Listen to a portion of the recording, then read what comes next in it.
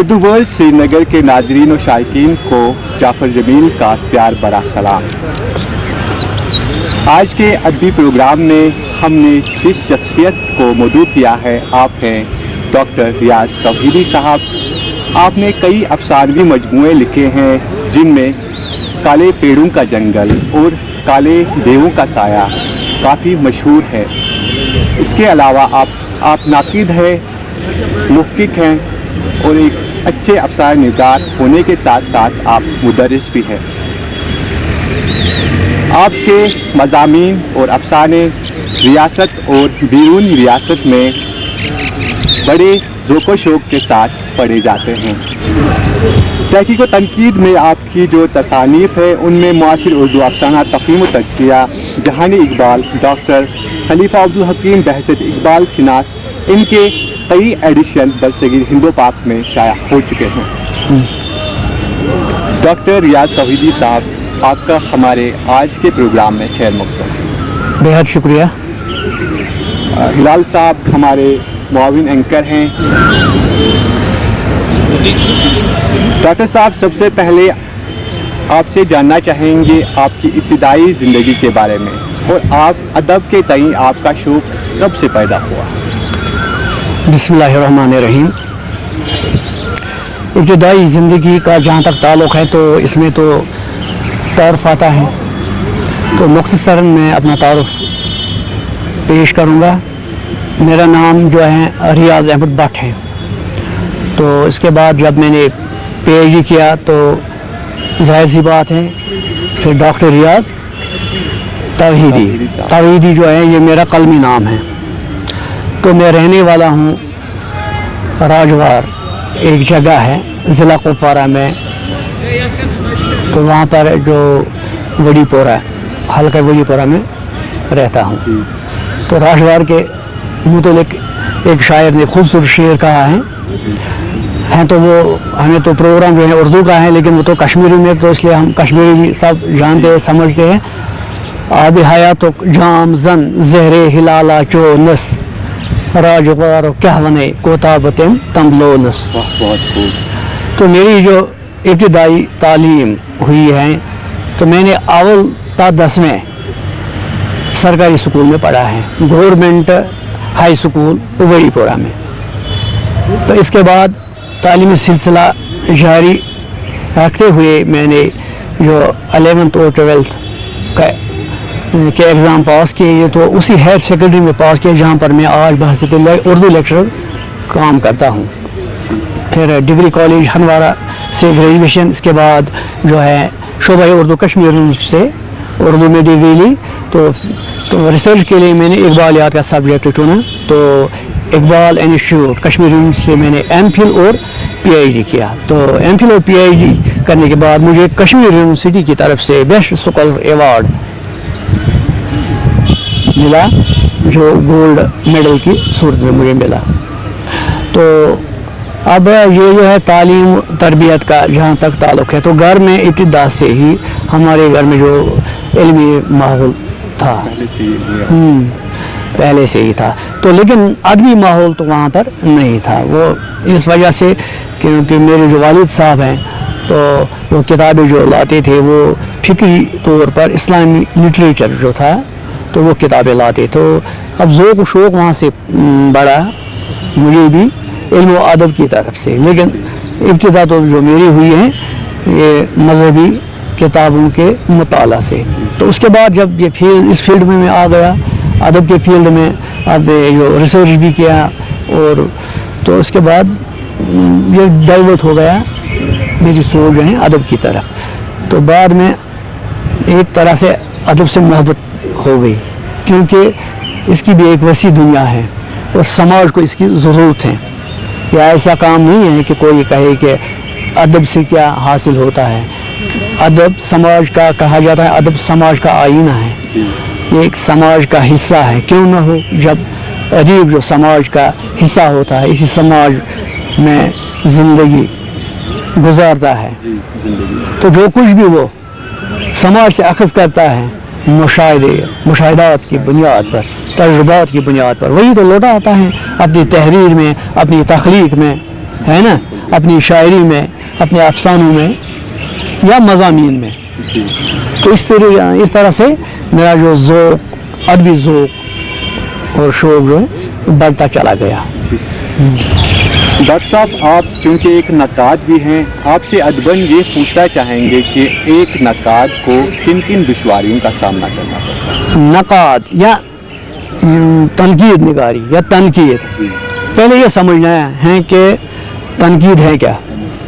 تو عام طور پر جب ہم سماجی طور پر دیکھتے ہیں، تو جب ہم سوسائٹی میں، سماج میں کہتے ہیں یہ ناقد ہے، جی یہ پھر ہم ایک انگریزی کا لفظ بول رہی ہے کرٹیسائز کرتا رہتا ہے.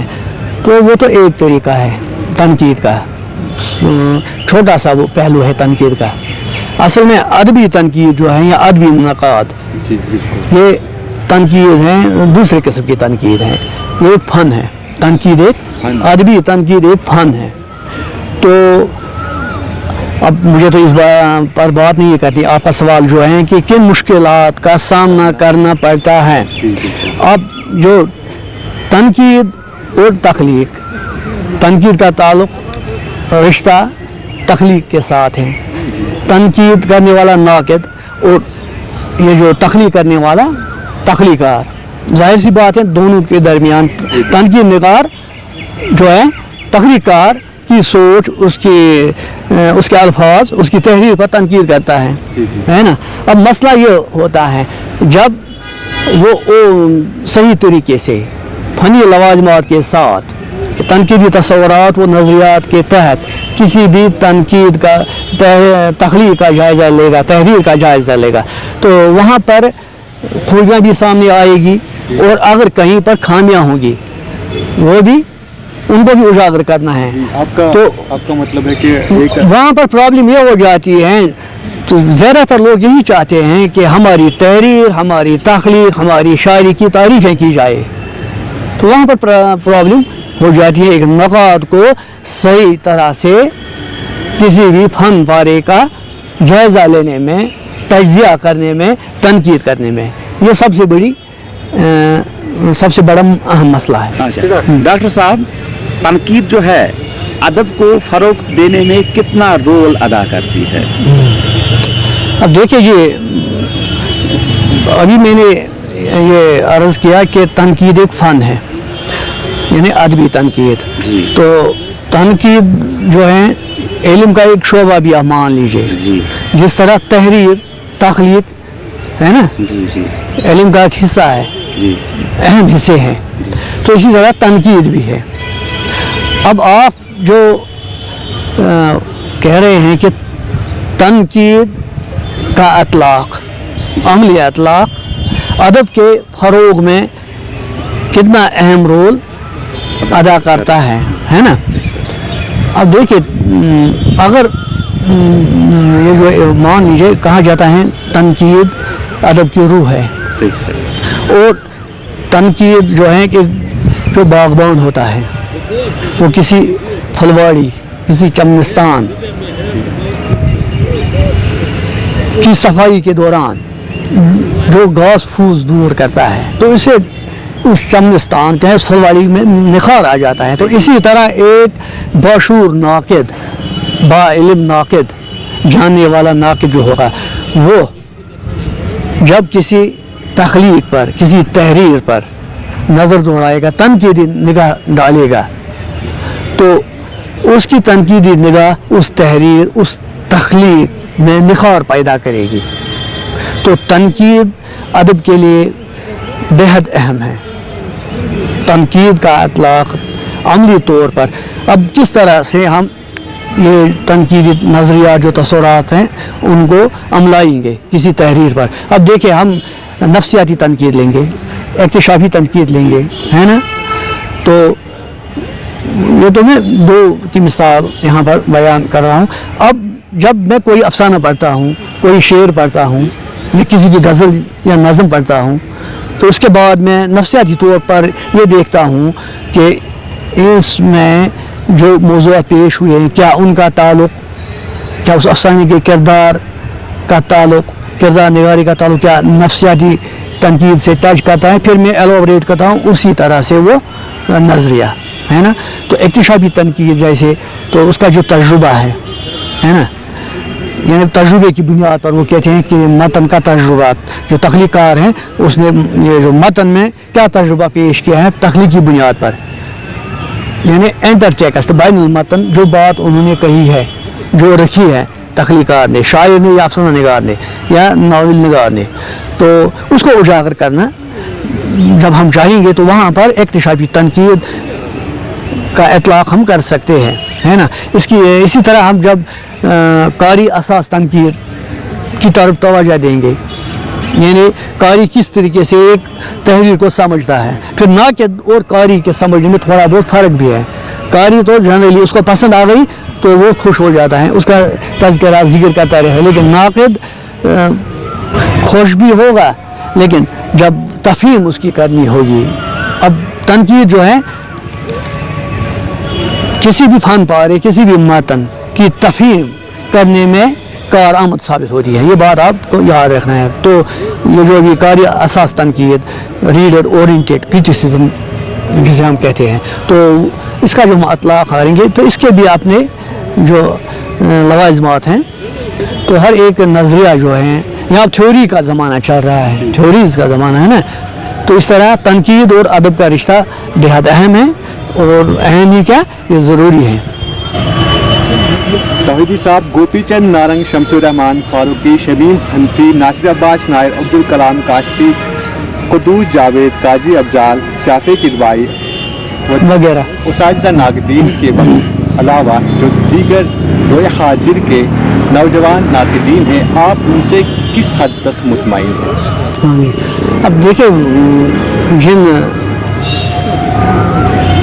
बड़े नाक़दीन का आपने पहले ज़िक्र किया है, तो सवाल तो है अब जो नए आजकल सामने नए नाक़दीन सामने आ रहे हैं, तो हम कश्मीर तक के अगर महदूद रखेंगे क्योंकि बात तो बढ़ जाएगी, फिर अगर ज़्यादा फिर तो उसी पर एक डिबेट करना है ना। तो यहाँ पर मुतमईन तो हैं खुसूसन कश्मीर में जो तनकीदी काम हो रहा है, तो जितना भी हो रहा है अच्छा हो रहा है ना। अब तनकीद की पहले आप ये समझे, एक होती है तख्लीकी तनकीद, दूसरी होती है ये जो तज्ज़ियाती तनकीद, तीसरी होती है तबसराती तनकीद, है ना, और भी चंद अक़साम हैं। तो जब मजमूई तौर पर देखेंगे इनके अक़साम के तहत, तो यहाँ पर अच्छा काम हो रहा है। अब डॉक्टर अल्ताफ़ अंजुम साहब जो शोबाए जो निज़ाम शोबाए उर्दू निज़ाम फासलत कश्मीर यूनिवर्सिटी में हैं, तो उन्होंने एक अहम किताब लिखी है माबादी जदीद तनकीद पर, है ना। उनके मज़ामीन भी वक्तन फ़वक्तन तो सामने आते रहते हैं रसाइल में, और दूसरी और ख़ुद भी वहाँ पर वो ज़्यादा फोकस देते हैं, इर्तिकाज़ करते हैं तहकीकी काम में तनकीद पर ही, यानी नई नस्ल जो नए तलबा जो आते हैं उनको भी आमादा करते हैं। एक अच्छा कंट्रीब्यूशन है, क्योंकि जब हम लोग ही नई नस्ल को अदब व तनकीद की तरफ राग़िब न करे बहज़त उस्ताद, है ना, तो फिर कौन कर सकता है ना। तो इसके बाद जो है मुश्ताक हैदर साहब, डॉक्टर मुश्ताक हैदर साहब जो शोबा उर्दू कश्मीर यूनिवर्सिटी में, आप तो जानते ही होंगे उन्हें, हाँ, तो उनके मज़ामीन जो हैं तो तनकीदी मज़ामीन वो भी जो हैं मुताला सामने आते रहते हैं इसमें रसायल व जरायद में, तो अच्छा लिखते हैं, क्योंकि उनका काम जो है वो तो ज़ाहिर सी बात है दर्स व तदरीस के साथ ही है वहाँ पर। तो सलीम सारिक साहब जो हैं जो इस यहाँ पर एक कल्चरल एकेडमी में है, तो वो तो अच्छे ये जो है ना तफसीर लिखा करते थे, लेकिन अब थोड़ा बहुत अब ये अपना जो है फ़र्ज़ हैं उसके साथ वाबस्ता हैं, तो ज़्यादा तो अब उनको टाइम शायद नहीं मिलता है। तो इसी तरीके से एक और यहाँ रिसर्च करते हैं एक स्कॉलर गुलाम नबी कुमार साहब, वो तो दिल्ली में हैं, तो वो भी अच्छा काम करते हैं तनकीद के हवाले से है, उनके तबसरे और तनकीदी मज़ामीन, उनकी तो किताबें हाल में हाँ एक किताब भी पिछले महीने उनकी जो है शाया हुई है, याद उसका नाम याद नहीं اس وقت آ رہا ہے.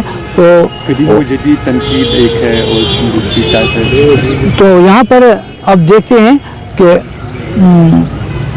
اس کا جو دائرہ ہے تحریر شائع کرنے کا بہت وسیع ہے نا. یعنی ہندوستان کے جو بڑے بڑے اردو اخبار ہیں تو ان میں اس کی تحریریں شائع ہوتی رہتی ہیں. تو اور بھی چند لوگ ہیں نوجوان میں تو نام تو یاد نہیں آ رہا ہے، لیکن سوال جو آپ کا ہے کہ کس حد تک آپ مطمئن ہیں، تو میں سمجھتا ہوں بہت حد تک میں مطمئن ہوں. انشاءاللہ تعالیٰ یہ کاروان آگے بڑھے گا، رونق آگے بڑھے گی. کشمیر سے ایک نام آئے گا تنقید کے حوالے سے بھی. صاحب باسط تنقید نگار، آپ کیا سمجھتے ہیں فکشن شعریات کے حوالے سے؟ جی اچھا سوال ہے.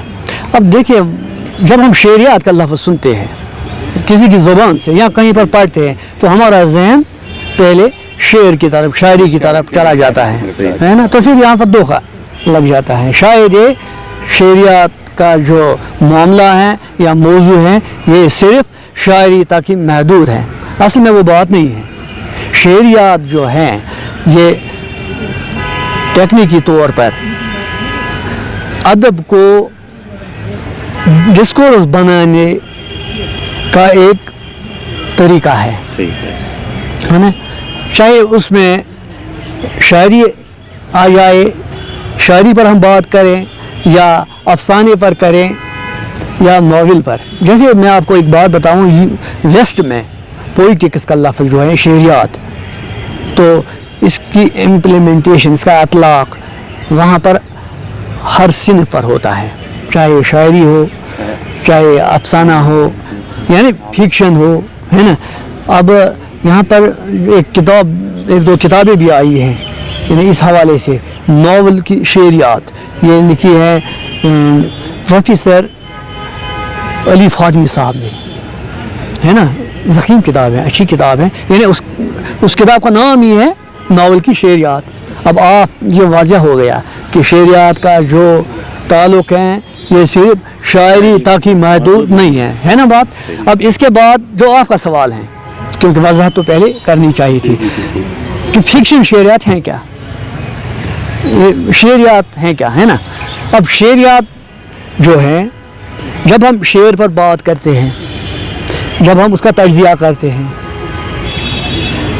تفہیم کرتے ہیں، تو بہت سارے پہلو ہمارے سامنے ہوتے ہیں.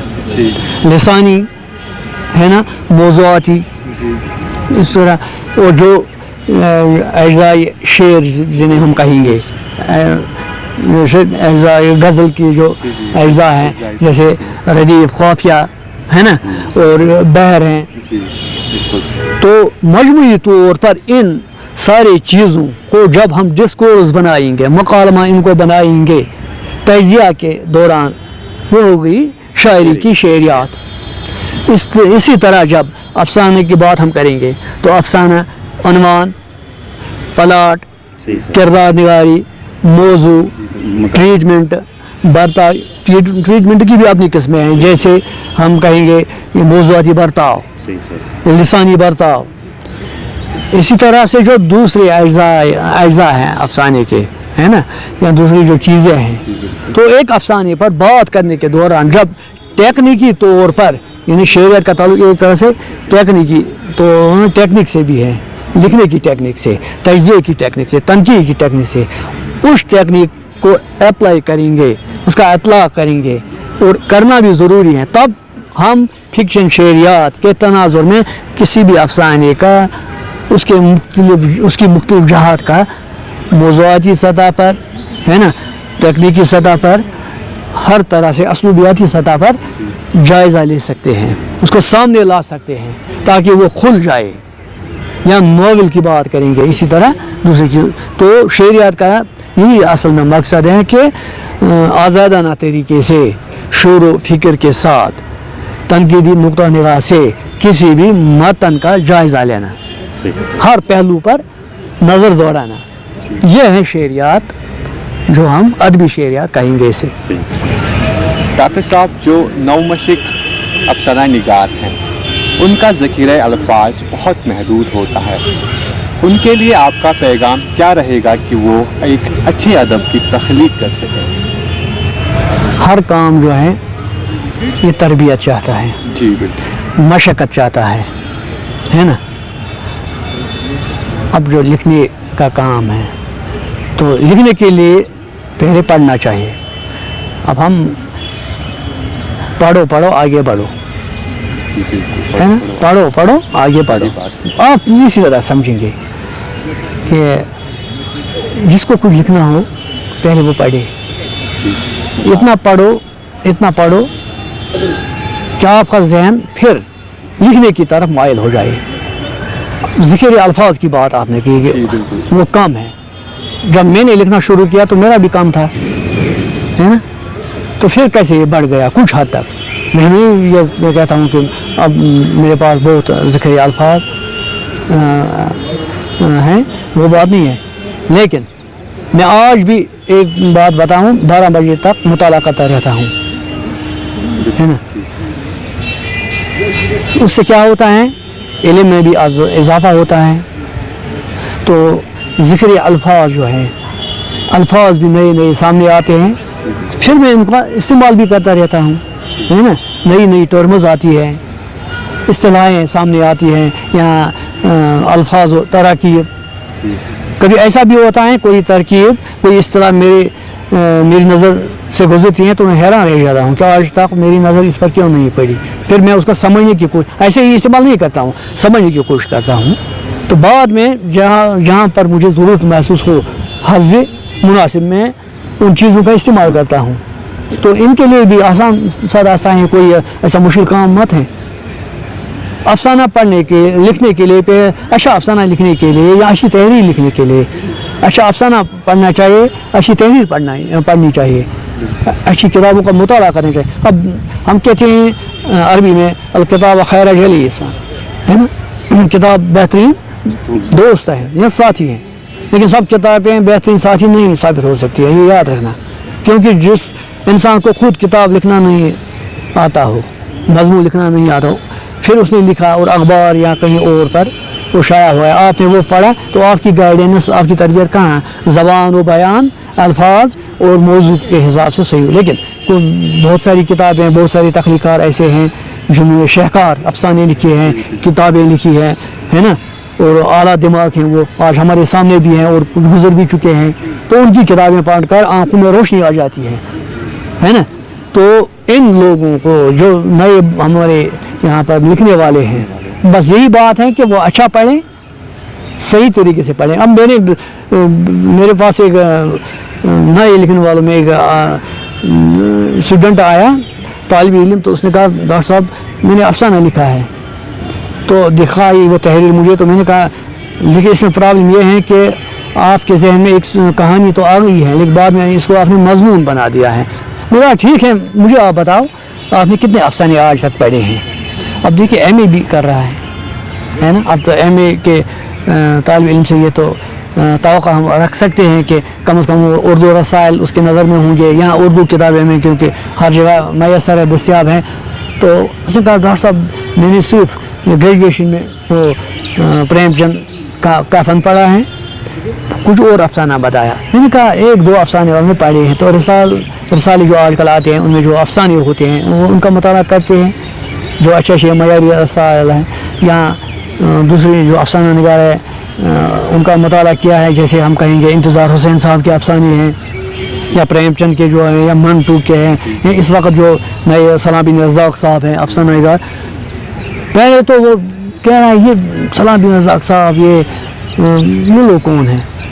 अब देखिए जब उसने पढ़ा नहीं तो लिखेगा क्या, वो इसी तरह से मजमून निगारी। अब तो कुछ लोग तो एक सतरी अफसाना, 10 लफ्ज़ी अफसाना, मुझे समझ नहीं आ रहा है अफसाना उसकी अपनी ये जो है सूरत है, हैयत है ना। सही से तो वो चीज़ें कहाँ हैं उसमें, तो उसके अफसानचा या अफसाना क्यों कहेंगे।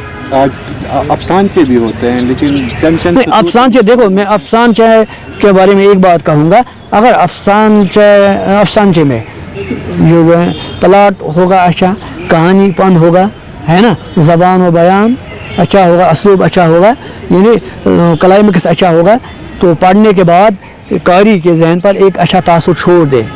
तो ज़रूरी नहीं है कि कोई बड़ा अफसाना कारी पढ़े, जिसके पास फुर्सत नहीं हुई उसके लिए तो अफसाना अच्छा है, लेकिन वो चीज़ है जो बुनियादी अफसाने के लवाज़ में वो तो उसमें होनी चाहिए, लेकिन नहीं। तो नए लिखने वालों के लिए ये अच्छा है कि वो ये लोग करें कि हाँ अच्छा अफसाना निगारों का मुताला करें। और सबसे अच्छी बात एक बात, इस वक्त नेट पर फेसबुक फोरम्स पर इंटरनेशनल लेवल पर, जहाँ पर मैं खुद भी शामिल हूँ बैसिड एडमन, 4-5 फिक्शन ये जो ग्रुप्स हैं फोरम्स हैं, जैसे एनिमाक हैं एनिमाक जो चलाते हैं पिछले कई बरसों से, उसमें ये अफसाने जो है इन्हें उसको नई शक्ल में जो वेस्ट में भी है माइक्रो फिक्शन के तौर पर हम, क्योंकि अफसाने इसकी बहुत सारी किस्में हैं, उस पर फिर कभी बात होगी। तो माइक्रो फिक्शन की बहुत सारी रिसर्च है उस पर हुई है, बहुत सारे अलग अलग मौज़ूआत पर। तो ये लोग वहाँ पर अगर आएंगे तो देखेंगे कौन सी टेक्निक है इस अफसानों को लिखने की। तो आलमी अफसाना फोरम है ना, हरूफ अदब है, वहाँ पर आज भी इवेंट चल रहा है, पिछले 1 महीने से 80 अफसाने वहाँ तक उस पर आज तक पोस्ट हुए हैं, और बहुत सारे कारीन वर्ल्ड वाइड उस पर उन पर बात करते रहते हैं। फिर इंसान को समझ आता है मेरे अफसाने में क्या प्रॉब्लम्स है, क्योंकि वहाँ पर 10-20 से 40 कारीन नागरीन मुबस्सिरीन आते रहते हैं और हर अफसाने पर बात करते रहते हैं। तो फिर सामने आ जाता है, अगर ज़बान बयान भी की भी कहीं पर प्रॉब्लम होगी तो वो भी सामने आता है। तो उन लोगों को उस तरह भी ध्यान दे, तो कोई ऐसा काम नहीं है कि पैसे खर्च करने पड़ेंगे किताब के लिए, है ना, अच्छी किताब है तो सामने आप अच्छे फोरम मयारी फोरम्स हैं तो उनको खोलें, उन पर ऐड हो जाए तो तरबियत का सिलसिला शुरू हो गया। फिक्शन राइटर्स गिल्ड पर जाए, वहाँ पर हफ्तावार नशस्त होती है, सलीम सालिक साहब हैं वहाँ पर, ये जो है नासिर ज़मीर साहब हैं, नूरशाह साहब होते हैं कभी कभार। तो कलाम मौजूदा दौर में जो तेज़ रफ्तार ज़िंदगी है, ऐसा नहीं हो सकता है कि अफसाना के लिए लोगों के पास टाइम नहीं है कि लोग अफसाने लिखें और अच्छी तरह से लिखें ताकि लोग पढ़ें। अब देखिए हर चीज़ का हाँ इल्म अदब के हिसाब से तो अपना अपना मिजाज होता है, मखसूस कारीन होती है, आपकी बात सही है, लेकिन जनरल हम बात करेंगे तो इसमें क्या है कि अब लोगों के पास इतना टाइम भी नहीं, वक़्त भी नहीं है। तो ये सिर्फ अफसाने जो हैं हर एक आराम से पढ़ सकता है कहीं पर भी, जैसे लैपटॉप ये मोबाइल खोला उस पर देखा तो सफ़र के दौरान पढ़ सकता है, वो भी एक बात। लेकिन वो भी मेरे ख्याल से अदब का फ़रोग ही है, कम अज़ कम तो पढ़ते हैं लोग अगर इस तरीके से। लेकिन जो मयारी अफसाने होते हैं चाहे बड़ी तवील क्यों न हो 10 सफ़ात पर भी, लेकिन जिनको शौक़ होगा ज़ौक़ होगा वो तो पढ़ते रहते हैं वो अफसाने। अब देखिए जी आप भी दर्स व तदरीस और रिसर्च से वाबस्ता है, सच बात ये कहूँ मैं हफ्ते में ये 1 महीने में कम से कम आज भी 20 से 25 अफसाने पढ़ता हूँ, रोज़ एक अफसाना। फिर इधर उधर कहीं काम होगा तो 1 दिन 2 दिन 3 दिन, कम से कम 20 से कम में नहीं पढ़ता हूँ। नहीं तो मैं अगर समझूँगा मेरी 2 किताबें आई है और भी लिखता रहता हूँ तो ज़रूरत क्या है। नहीं, जो असल बात जो है जो पढ़ने के लिए मुताला है ना, जैसे हम जिस्म को ताकतवर बनाने के लिए सेहतमंद बनाने के लिए अगर हम एक ही दिन खाना खाएंगे कहाँ तंदुरुस्ती होगी, कहाँ पर हम। तो इसी तरीके से दिमाग को ज़िंदा रखने के इल्मी एतबार से मुताला ज़रूरी है, इसकी ग़िज़ा है। तो इसको और फिर जो कोई लिखेगा उसमें सलाहियत होगी तो सोने पे सुहागा, तो मुताला तो करना चाहिए। तो ये अच्छी बात है, रहनुमाई का एक अच्छा उसूल है कि पहले पढ़ो फिर लिखो। एक और चीज़ है सर, यहाँ रियासत जम्मू कश्मीर के हवाले से कोई ऐसा प्लेटफार्म नहीं है जहाँ एक अफसाना निगार आता अपना अफसाना लेकर और उसे बाज़ाब्ता तरीके से उसका तज़िया होता तो वो सीखता, ऐसा नहीं है। इस सूरत में आप क्या कहना चाहोगे? हिलाल साहब ये एक अहम सवाल है, क्योंकि जब तरबियत का ही सामान न हो, सही है ना, या रास्ता न हो, फिर कोई कैसे सही रास्ता इख्तियार कर सकता है। लेकिन यहाँ पर अभी मैंने ये जो फेसबुक फोरम्स की बात कही, وہ ایک اچھا یہ پلیٹ فارم ہے سیکھنے کے لیے، اپنی تحریر پیش کرنے کے لیے. وہاں پر لوگ بات کرتے رہتے ہیں تحریر پر. جیسے آپ کا اگر کل افسانہ وہاں پر چڑھائیں گے یونیکوڈ میں، آپ کو وہ لوگ نہیں جانتے ہیں تو وہ تو سیدھا آپ کے افسانے پر بات کریں گے. ایسا نہیں ہے پہلے ہلال صاحب کو نام پوچھیں کہاں کرے پھر بات کریں گے، نہیں. پھر وہ کہیں گے بھائی اس میں کیا کیا چیزیں ٹھیک ہیں اور کس چیز کی ہمیں کمی محسوس ہو رہی ہے. تو تربیت کا اچھا طریقہ ہے.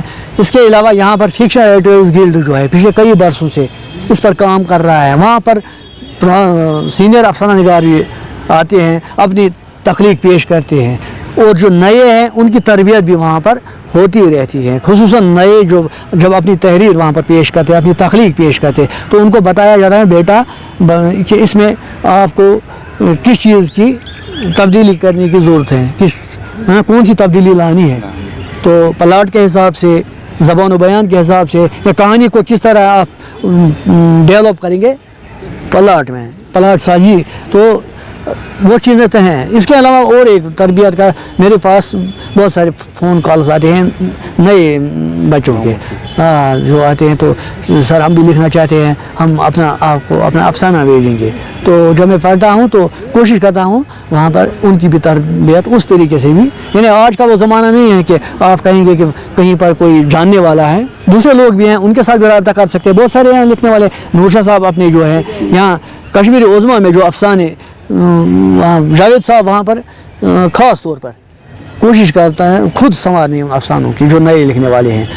وہ بھی ایک تربیت کا اچھا ذریعہ ہے. یا دوسرے جو اخبارات ہیں، تعمیل ارشاد میں بھی آپ یہ جو ادبی سلسلہ اچھا شروع کیا ہے، اچھے طریقے سے چل رہا ہے نا، تو وہ بھی ایک پلیٹ فارم ہی ہے نا. وہاں پر دیکھیں اخبارات کے تو پرانا زمانہ مت ہے کہ فلانی جگہ افسانے کا اب میں کب جاؤں وہاں پر. فون جو ہے آج واٹس ایپ ہیں تو یا فیس بک ہیں، تو اپنی تخلیق کے بارے مشورہ لے سکتے ہیں، ہے نا. تو لیکن اس کے لیے تو پہل کرنی ہے، صحیح ہے نا. تو میں نہیں سمجھتا ہوں کہ آج کا لکھنے والا اگر چاہے گا تو اس کی تربیت نہ ہوگی. بہت ایسے وسائل ہیں کہ وہ تربیت لے سکتا ہے، لیکن اس کے لیے خود بھی کوشش کرنی چاہیے. توحیدی صاحب، ہمارے ناظرین و قارئین اور جو نومشق شعراء حضرات یا باقی قلمکار ہیں، افسانہ نگار ہیں یا تنقید نگار ہیں، ان کے لیے آپ کیا میسیج دینا چاہیں گے؟ کیا پیغام رہے گا ان کے لیے آپ کی طرف؟ انسان کی سوچ ہمیشہ پازیٹیو ہونی، مثبت ہونی چاہیے ہر ایک چیز میں. یعنی میں نے ایک پوسٹ لکھی تھی فیس بک پر، انسان کی سوچ خوبصورت ہونی چاہیے. تو میں یہی بتانا چاہتا ہوں کہ اگر کوئی ادب میں آگے بڑھنا چاہتا ہے نا، کیونکہ یہ تو ادبی پروگرام ہے، دوسرے موضوعات کو ہم ٹچ نہیں کریں گے، تو اچھے طریقے سے بڑھ سکتا ہے، اس میں قدم بڑھا سکتا ہے. اس میدان میں کوئی پرابلم نہیں ہے، کوئی مشکل نہیں ہے، کیونکہ ادب جو ہے انسان ہی لکھتا ہے نا. تو اس میں کیا ہے کہ لیکن ایک راستہ چننا ہے، انہیں انتخاب کرنا ہے. ایسے نہیں کہ پہلے ایک راستے پر دوڑیں گے پھر دوسرے، پھر ان کا ذہن منتشر ہو جائے گا. تو ترقی کے لیے اب میں کہوں گا یہ کہ وہ آگے بڑھ سکتے ہیں. ترقیوں کی دوڑ میں اسی کا زور چل گیا، ترقیوں کی دوڑ میں اسی کا زور چل گیا، بنا کے اپنا راستہ جو بھیڑ سے نکل گیا. ہمارے ساتھ جو شخصیت محو گفتگو تھی، آپ ہیں ڈاکٹر ریاض توحیدی صاحب. توحیدی صاحب، آپ کا ہم تہہ دل سے شکریہ ادا کرتے ہیں. ناظرین محترم، اگلے پروگرام میں ہم کسی اور شخصیت کے ساتھ آپ سے ملیں گے. تب تک کے لیے خدا حافظ.